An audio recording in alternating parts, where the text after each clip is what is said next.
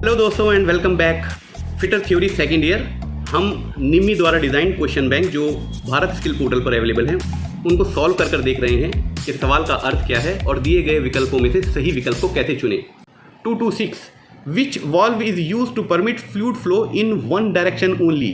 कौन सी वाल्व ऐसी है जिसमें लिक्विड या तरल सिर्फ एक ही डायरेक्शन में बह सकता है, उल्टी डायरेक्शन में नहीं बह सकता। उसको कहते हैं नॉन रिटर्न वाल्व या वन वे वाल्व भी उसको कहते हैं। नॉन रिटर्न वाल्व इसका ज़्यादा प्रचलित नाम है। ऑप्शन डी सही है। 227 which type of wrench is use on finished tubular surface. यानी कि अगर फिनिश मतलब उस पर मशीनिंग कर रखी है, फिनिशिंग कर रखी है आपने अच्छी सी, उसके लिए किस रेंच का प्रयोग करेंगे। हम सब जानते हैं इसका आंसर हो जाएगा स्ट्रैप रेंच, जिसमें पटा लगा होता है। पटा निशान नहीं मारता हमारी फिनिश्ड सरफेस पे। ट्यूबुलर सरफेस मतलब कोई पाइप है, ट्यूब जैसी कोई चीज़ है, ट्यूबुलर कहते हैं उसको। वो चकोर भी हो सकती है, गोल भी हो सकती है। तो उसमें हम स्ट्रैप रेंच का प्रयोग करते हैं। बाकी सारे आंसर गलत हैं क्योंकि ये मेटल कांटेक्ट होगा और हमारी सरफेस पे निशान मार देंगे। 228 what is the name of part marked as X. ये एक पाइप कटर है जो आपको चित्र में दिखाया गया है। पाइप कटर है, छोटे पाइप 1 इंच तक के पाइप के लिए पाइप कटर आते हैं।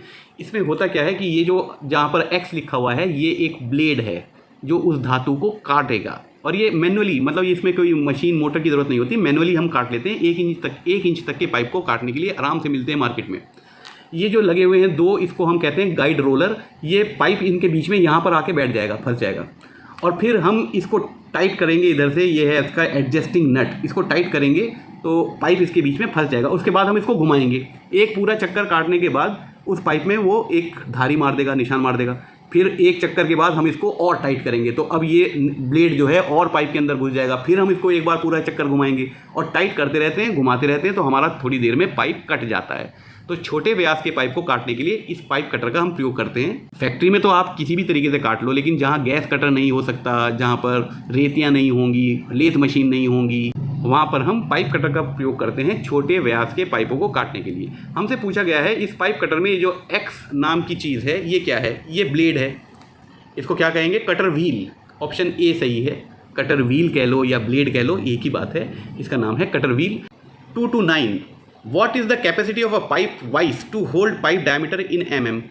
पाइप वाइस एक छोटी सी एक वाइस होती है, उसमें वी ग्रूव के एनविल पे वी ग्रूव के शेप बने रहते हैं, जिसमें आके हम पाइप को जकड़ लेते हैं और फिर उसके बाद आरी से काट लो, चाहे उसमें चूड़ी काट लो। तो पाइप घूमता नहीं है। पाइप वाइस इसलिए होती है ताकि पाइप को जकड़ के और उसके ऊपर कोई ऑपरेशन किया जा सके। ये आमतौर पे 2 इंची के पाइप के लिए होती हैं जो मार्केट में मिलती हैं। पर मैं ये नहीं कह रहा हूँ कि इसको बड़े डायमीटर के पाइप के लिए आप नहीं बना सकते या आप ऑर्डर पे इसको नहीं बना सकते। बन जाएंगी, मिल जाएंगी, लेकिन आपके पास वैसा काम होना चाहिए इतना बड़ा और बहुत सारा काम होना चाहिए, तब उस मशीन को या बनवाने का फ़ायदा है। आमतौर पर मार्केट में आपको 2 इंची तक के पाइप वाइज मिल जाते हैं। इसका आंसर देख लेते हैं। 2 इंच कहाँ लिखा हुआ है। पहला ऑप्शन है 68 mm, ये आंसर सही नहीं है। 65 mm, ओके, ये mm में दे रखा है। 2 इंच वैसे तो 50 mm के आसपास होता है, 50.8 mm, ओके। लेकिन वो पाइप का नॉमिनल डायमीटर, जब हम 2 इंची के पाइप की बात करते हैं तो उसका नॉमिनल डायमीटर होता है, उसका ओडी नापेंगे वो 63 mm होगा। तो इसका आंसर 63 mm सही है। What is the type of wrench. इस रेंच का नाम क्या है। इसमें एक पटा आपको दिखाई दे रहा है। ये पटा फैब्रिक का होता है, रीएनफोर्स्ड फैब्रिक कहते हैं उसको। इसको हम कहेंगे स्ट्रैप रेंच। इसका आंसर क्या होगा, स्ट्रैप रेंच। और ये कहाँ प्रयोग होगा, जब हमें फिनिश्ड ट्यूबुलर सरफेसेस को जकड़ना हो और उसके ऊपर कोई ऑपरेशन करना हो। तो इसका उत्तर है, ये फुटप्रिंट रेंच नहीं है, वो ऐसा होता है स्ट्रैप रेंच। ये आंसर सही है। स्ट्रैप मतलब पटा। चैन पाइप रेंच ऐसा दिखता है और खाली पाइप रेंच ऐसा दिखता है, जिसको स्टिल्सन रेंच भी कहते हैं। 231 what is the minimum diameter of pipe used with chain wrench. Chain wrench के लिए बहुत ज़्यादा पतले पाइप उसमें नहीं जकड़े जा सकते, क्योंकि आप समझेंगे चैन जो है लिंक में बनी होती हैं। तो पता चला आपने 12 mm का पाइप लगा दिया, 12 mm के पाइप में 2 चैन लिंक में वो पूरा हो गया। अब ये कैसे उसको जकड़ेंगे। तो कम से कम 2 इंची का पाइप होना चाहिए अगर आपको पाइप चैन पाइप रेंच आपको प्रयोग करना है। तो इसका आंसर 50 mm पाइप, ये जो चैन रेंच है ये 50 mm या इससे ऊंचे डायमीटर के लिए प्रयोग होता है। आमतौर से 6 इंची 8 इंची तक के लिए प्रयोग हो जाता है। मिनिमम डायमीटर पूछा है तो मिनिमम डायमीटर 50 mm है। ये न्यूनतम डायमीटर है जिसके ऊपर ही आपका चैन रेंच काम करेगा। ऑप्शन बी सही है। 232 what is the range of external pipe set cut by pipe dies. Pipe dies वो होती हैं, एक तो होते हैं टैप सेट होते हैं जो इंटरनल डायमीटर को काटते हैं, और डाई सेट वो होते हैं जो एक्सटर्नल बाहर के अगर व्यास पे आपको चूड़ियाँ काटनी हैं तो डाई सेट का प्रयोग करेंगे, और आंतरिक व्यास पे अगर इंटरनल चूड़ियाँ काटनी है पाइप पे तो टैप सेट का प्रयोग करेंगे। आपसे पूछा जा रहा है डाई सेट, पाइप की एक्सटर्नल चूड़ी काटने के लिए डाई सेट कितने mm तक मिलते हैं। 4 इंची तक बड़े आराम से मिल जाते हैं। तो ऑप्शन 4 इंच वाले जो पहले 2 ऑप्शन है वो बिल्कुल सही हैं। अब दोनों ऑप्शन में जो मिनिमम आपका डायमीटर लिख रखा है वो लिख रखा है आधा इंच। ऑप्शन ए ये बात सही है, आधा इंच मतलब 12 mm। 12 mm से छोटे मतलब 6 mm के अगर किसी पाइप पे आप एक्सटर्नल चूड़ियाँ काट रहे हैं तो डाई सेट से पता ही नहीं चलेगा, वो चूड़ियाँ एक दूसरे के ऊपर चढ़ जाएंगी, वो साफ़ चूड़ियाँ नहीं कटती हैं। तो इसका सही आंसर है आधा इंच से लेके 4 इंच तक के आपको डाई सेट बड़े आराम से मार्केट में मिल जाएंगे। और आधा इंच का मतलब हो गया 12 mm, और 12 mm तो उसका नॉमिनल डायमीटर में हुआ। इसका ओडी अगर आप नापेंगे तो 16 mm इसका ओडी होना चाहिए। आई एम नॉट श्योर, लेकिन 16 mm आउटर डायमीटर, और 4 इंच का आउटर डायमीटर कितना होता है 112 मतलब वैसे तो 4 इंच का मतलब लगभग 101 होता है, लेकिन ये नॉमिनल डायमीटर होता है। जब भी हम इंचों में पाइप की बात करते हैं तो जो साइज़ दिया होता है वो नॉमिनल डायमीटर दे रखा होता है। वॉल थिकनेस के बाद उसका डायमीटर बनता है 4 इंच का 112। तो ऑप्शन ए सही है, ऑप्शन बी गलत है, सी गलत है, डी गलत है। 233 what is the part marked as X. ये जो आपको चित्र दिखाया गया है इस रेंच का नाम है स्टिल्सन रेंच। स्टिल्सन रेंच में जो ये एक्स दिखा रखा है ये इसका नट है। इसी नट को घुमाने से ये इसका मूविंग जॉ है ऊपर वाला, ये खुलता और बंद होता है। पिवॉट नहीं कहते, पिवॉट यहाँ कहीं अंदर लगा होगा, उस पर ये ऊपर जो मूविंग जॉ है इसका ये कभी ऊपर की तरफ उठ जाएगा कभी नहीं, ये ढीला सा रहता है थोड़ा, उस पिवॉट पे ही ये घूमता है। तो पिवॉट ये नहीं है। स्प्रिंग ये नहीं है। स्प्रिंग ये पीछे जो आपको हिस्सा दे रखा है इसके नीचे एक स्प्रिंग लगा रहता है ताकि ये इसको पीछे से उठा के रखे, यानी कि आगे से झुका के रखे, जकड़ बना के रखे। मूवेबल जॉ ये नहीं है। मूवेबल जॉ इस पूरे को कहते हैं जो ऊपर लगा हुआ है। एडजस्टिंग नट ऑप्शन सही है। और यहाँ मैं आपको एक बात और बता दूँ, इसके जो ये जॉज होते हैं ना, एक तो मूवेबल जॉ होगा, एक फिक्स जॉ होगा। इसमें धारियाँ कटी रहती हैं, मतलब दांते कटे रहते हैं, और एक में दांते ऊपर की तरफ कटे होंगे, एक में नीचे की तरफ कटे होंगे, ताकि एक डायरेक्शन में घुमाने पे वो उस पाइप को जकड़ ले और दूसरी तरफ घुमाने पे ना जकड़े, मतलब खोलते हुए, मतलब जब हम उसको हटाना चाहेंगे स्टिल्सन रेंच को पाइप के कॉन्टैक्ट से हटाना चाहेंगे तो हटाने में हमें कोई दिक्कत नहीं होनी चाहिए। अगर आपको विपरीत दिशा में घुमाना है पाइप को तो इसको पलट के लगाना पड़ेगा आपको, तब आप विपरीत दिशा में घुमा सकते हैं। आई होप आपको मेरी बात समझ में आ गई होगी। 234 which pipe fitting is use to divert the flow direction of pipe. हमें जो तरल बह रहा है उसकी डायरेक्शन को बदलना है, तो निम्न में से कौन सी ऐसी पाइप फिटिंग है जो पाइप के फ्लो की डायरेक्शन, यानी कि पानी के फ्लो की डायरेक्शन को बदल देगी। यूनियन नहीं बदलती है। यूनियन जिधर से पानी आ रहा है आगे उसी डायरेक्शन में जाएगा। ये 2 पाइपों को एक ही एक्सिस पे लंबाई में जोड़ने के काम आती है यूनियन। प्लग वो चीज़ नहीं है। प्लग तो पानी रोक देगा, वो पानी की दिशा नहीं बदल रहा, वो लिक्विड को रोक देगा। एल्बो, यस, एल्बो ऐसी चीज़ है जो 90 डिग्री पे या जैसा ये बताते हैं 45 डिग्री पे हम पाइप पानी को की डायरेक्शन को चेंज कर सकते हैं। मतलब अभी पाइप नीचे से हॉरिजॉन्टल में आ रहा है और आपको टंकी के लिए ऊपर ले जाना है पाइप को, क्योंकि ऊपर लगी होती है ना टंकी नीचे ज़मीन में थोड़ी लगी होती है, तो हमें एल्बो लगानी पड़ती है ताकि वो पानी अब 90 डिग्री यहाँ से घूम जाए, 90 डिग्री पे चला जाए ऊपर। एल्बो ऑप्शन सी सही आंसर है। कपलिंग भी 2 स्ट्रेट पाइप को जोड़ने के लिए काम आती है, यूनियन जैसी ही होती है। 235 what is the pipe fitting of 90 degree and it's branches may be equal in diameter.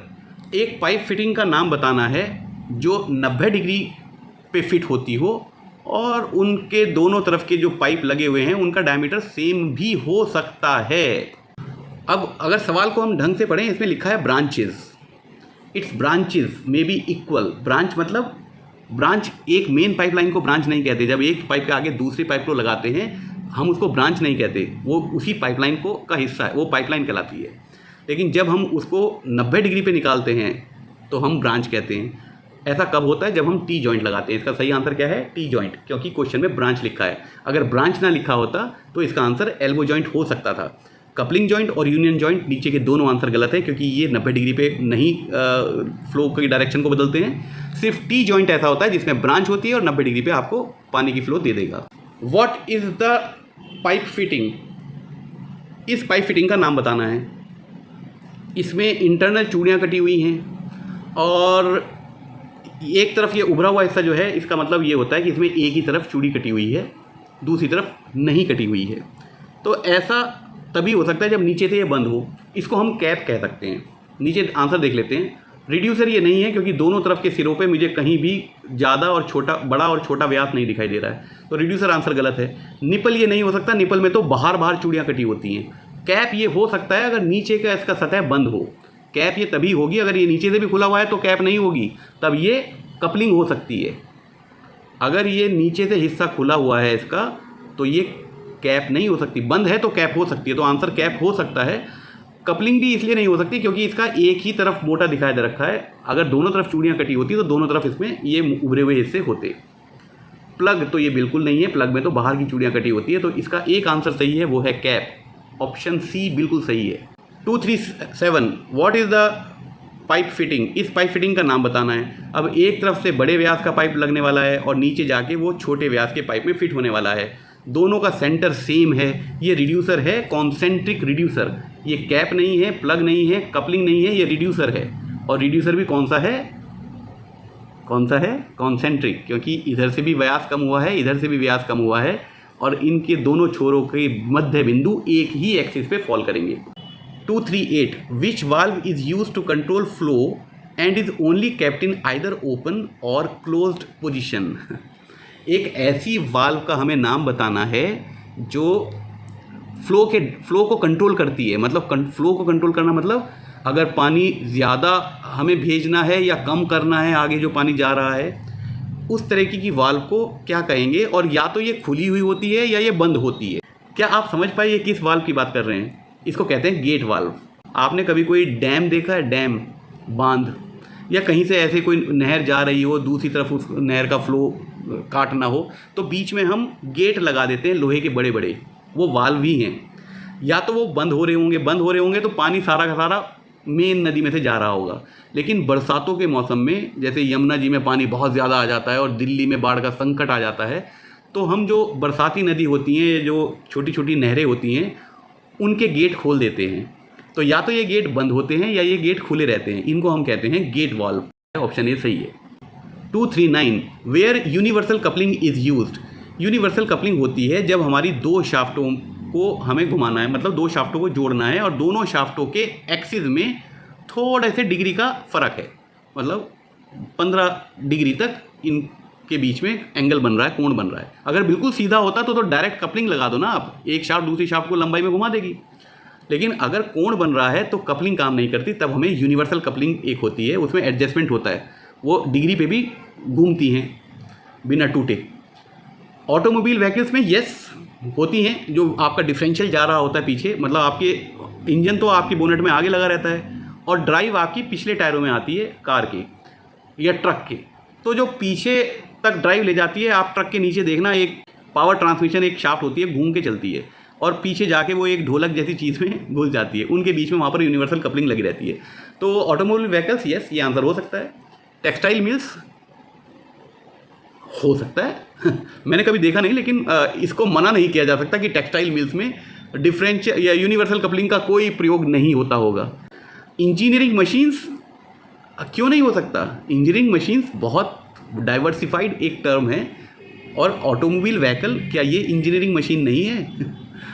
तो ये भी आंसर बिल्कुल गलत तो नहीं है। लार्ज एंगल ड्राइव ये आंसर बिल्कुल गलत है, क्योंकि यूनिवर्सल कपलिंग भी छोटे मोटे एंगल पे ही काम करती है, 15 डिग्री तक ही काम करती है, 18 डिग्री 20 डिग्री तक भी हो सकता है काम कर जाए, लेकिन आमतौर पे हम इसको 15 डिग्री के अंदर अंदर काम करने के लिए प्रयोग करते हैं। तो लार्ज एंगल ड्राइव ये आंसर बिल्कुल गलत है। बीच के दोनों आंसर बहुत अच्छे आंसर नहीं हैं, ये ऑप्शन यहाँ नहीं होने चाहिए थे, पर सबसे सही आंसर ऑटोमोबाइल व्हीकल है, क्योंकि उसमें तो हमने देखा है यूनिवर्सल कपलिंग को। 240 विच type of coupling is use for vehicle propeller shaft? उसको प्रोपेलर शाफ्ट ही कहते हैं जिसकी बात कर रहे हैं। तो कौन सी कपलिंग उसमें प्रयोग होगी? Universal coupling. जब भी व्हीकल मतलब ऑटोमोबाइल की प्रोपेलर शाफ्ट में कौन सी कपलिंग प्रयोग होगी? यूनिवर्सल कपलिंग, क्योंकि वो एक सीधी डायरेक्शन में नहीं होती ना दोनों शाफ्टें, वो थोड़े एंगल में होती हैं, इसलिए हम उसमें यूनिवर्सल कपलिंग का प्रयोग करते हैं। 241 what is the radius size of long radius elbow. अगर लॉन्ग रेडियस एल्बो है तो उसका जो रेडियस होगा वो आपके डायमीटर, जो इस एल्बो का डायमीटर है, व्यास है, उसका 1.5 गुना होगा। ये जो मीन बैंड है इसका रेडियस अगर आपके व्यास के बराबर है तो शॉर्ट एल्बो, 1.5 गुना है तो लॉन्ग एल्बो। सवाल में हमसे पूछा जा रहा है लॉन्ग रेडियस एल्बो, इसका आंसर होगा 1.5 times the bore of the pipe. Answer B सही है, बाकी सारे आंसर गलत हैं। 242 what is the radius size of the short radius elbow. इसका answer 1 time equal to the bore of pipe. अगर पाइप के बोर के बराबर है ये रेडियस इसका जिस पे ये घूम रही है तो उसको हम शॉर्ट रेडियस एल्बो कहेंगे। 1.5 गुना है तो लॉन्ग रेडियस एल्बो कहेंगे। ऑप्शन ए गलत है, वो पिछले क्वेश्चन का आंसर था। इस क्वेश्चन का आंसर, क्योंकि इस क्वेश्चन में शॉर्ट रेडियस एल्बो लिखा है, तो इसका आंसर हो जाएगा ऑप्शन बी। सी और डी ऑप्शन गलत है। 243 which is use to divert at 45 degree in pipeline. नीचे ऑप्शन पढ़ लेते हैं। एल्बो, यस 45 डिग्री की एल्बो लगा सकते हैं। कपलिंग 45 डिग्री पे पानी को नहीं भेजती, वो सीधी डायरेक्शन में ही भेजती है। रिड्यूसर भी सीधी डायरेक्शन में ही भेजता है। ब्रांच 90 डिग्री पे भेजती है। सो इसका सही उत्तर है एल्बो, ऑप्शन ए सही है। 244 विच standard fitting is used for joining pipeline of different diameter. अलग अलग डायमीटर की पाइपलाइन को जोड़ने के लिए कौन सी पाइप फिटिंग का हम प्रयोग करते हैं? हमें सबको पता है वो प्लग नहीं है, प्लग तो बंद करने के लिए होता है किसी पाइपलाइन को। वो कैप्स नहीं है, कैप्स भी बंद करने के लिए होती हैं। अगर ऊपर चढ़ के बंद कर रहे हैं तो कैप, अंदर घुस के उसको बंद कर रहे हैं तो प्लग। रिड्यूसर, यस रिड्यूसर होता है वो जो 2 अलग अलग व्यास के पाइपलाइन को जोड़ने के काम में आता है। ऑप्शन सी सही है। कपलिंग समान व्यास के पाइप को जोड़ने के लिए प्रयोग में लाई जाती है, तो ऑप्शन डी भी गलत है। 245 what type of fitting is used in straight pipeline to connect 2 pipes of external thread. 2 straight line में हमें पाइपलाइन को बनाना है, लंबाई बढ़ानी है उसकी, 2 पाइपों को कनेक्ट करना है, क्योंकि आपके पाइपलाइन जो है वो 20-20 फीट की लेंथ में आते हैं। अब हमें 100 मीटर तक की पाइपलाइन बिछानी है तो एक पाइप को दूसरे पाइप से जोड़ना पड़ेगा ना। तो बीच में जो पाइप फिटिंग आती है उसको पूछ रहे हैं, और ये बता रखा है कि हमारे पाइपलाइन में बाहर की चूड़ियाँ कटी हुई हैं, तो जो भी पाइप फिटिंग होगी उसमें इंटरनल चूड़ियाँ कटी होनी चाहिए, तभी तो ये फिट होंगे। उसको हम कपलिंग कहेंगे। कपलिंग में अंदर की चूड़ियाँ कटी होती हैं, पाइप में बाहर की चूड़ियाँ कटी होती हैं। जब हम दोनों को फिट करते हैं तो हमारे जॉइंट लग जाता है। रिड्यूसर तो 2 असमान पाइप को जोड़ने के लिए काम में आता है, जबकि इसका आंसर रिड्यूसर भी बिल्कुल गलत नहीं था, क्योंकि रिड्यूसर भी यही काम करता है। Straight pipeline, concentric reducer straight pipeline को जोड़ देता है, क्योंकि हमें सवाल में ये तो दे ही नहीं रखा कि उन दोनों के डायमीटर समान हैं पाइपलाइन के या अलग अलग हैं। पर हम ये मान के चलते हैं कि जो दोनों पाइप दे रखे हैं जिसमें बाहर की चूड़ियाँ कटी हुई हैं, उनके व्यास पे चूड़ियाँ कटी हुई हैं बाहर के, उनको जोड़ने के लिए बात कर रहे हैं, तो उसको हम कपलिंग कहेंगे। और कैप तो उसको नहीं कहेंगे, कैप तो पाइप को बंद करने के लिए होती है, जोड़ने के लिए नहीं होती। निप्पल भी जोड़ देते हैं, लेकिन निप्पल में आपके पाइप में इंटरनल चूड़ियाँ कटी होनी चाहिए, निप्पल में एक्सटर्नल। ये आपने पानी देने वाले पाइप को जोड़ते हुए बीच में एक प्लास्टिक का निप्पल लगाते हैं ना, उस निप्पल के ऊपर थ्रेड कटी होती हैं, और वो दोनों पाइप को, अगर आपको लंबी दूरी तक पानी का छिड़काव करना है तो 2 पाइपों को जोड़ने के लिए हम निप्पल का प्रयोग करते हैं। वो अंदर घुसते हैं पाइप के, तो निप्पल के ऊपर चूड़ियाँ कटी होती हैं ताकि वो पाइप में जाके फंस जाएँ। तो निप्पल और कपलिंग एक ही जैसा होता है, बस निप्पल अंदर घुसता है दोनों पाइपों के और तब उनका जॉइंट लगाता है, और कपलिंग बाहर से ऊपर चढ़ती है और तब दोनों पाइपों पे जॉइंट लगाती है। इसका आंसर बी सही है। 246 what is the cause of water dripping from the tap even after closed. अगर पूरी तरह बंद करने के बाद भी आपका पानी बंद नहीं हो रहा है। 247 what causes loud noise in the tap if turned on. पानी की टंकी हमने खोल दी और उसके अंदर से आवाज़ आ रही है गड़ गड़ गड़ गड़ गड़ गड़। ये तब होता है जब हमारी वाल्व ढीली है, क्योंकि खुलने के बाद स्पिंडल ने तो उसको अब अपने कब्जे से छोड़ दिया है, स्पिंडल तो ऊपर उठ चुका है। तो वाल्व आपकी लूज़ है, तो वो पानी का प्रेशर पीछे से आ रहा है, तो वो वाल्व को बार बार खड़खड़ खड़खड़ आवाज़ करवा रहा है। तो इसका सही उत्तर होगा वाल्व लूज ऑन स्पिंडल। बाकी सारे आंसर गलत हैं, इसका सही आंसर है डी। आई होप आपको आज के सारे सवाल समझ में आ गए होंगे। फिर भी अगर कोई डाउट, कोई कन्फ्यूजन आपका है तो मुझे प्लीज़ कमेंट बॉक्स में लिखें, मैं आपको उसका उत्तर दे दूंगा। आप कमेंट्स में अपने सवाल पूछने शुरू करें बच्चों, यही तरीका है आपने जो सीखा उसको टेस्ट करने का। अगली वीडियो का इंतजार करें। खुश रहें, स्वस्थ रहें, और परीक्षाओं की तैयारी करते रहो, 1 महीना रह गया है।